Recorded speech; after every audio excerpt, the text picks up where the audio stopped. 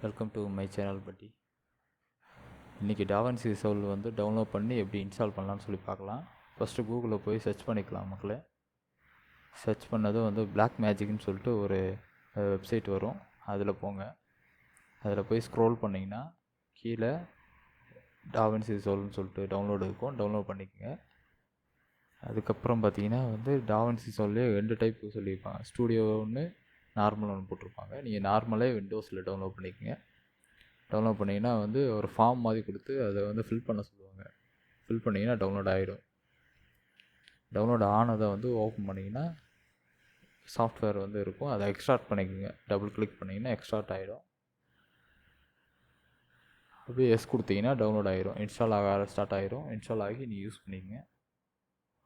Free தான் ஃபுல்லாகவே. Use பண்ணி பாருங்கள் எப்படி இருக்குன்னு சொல்லிட்டு கமெண்ட் பண்ணுங்கள் மக்களே. டாட்டா பாய்.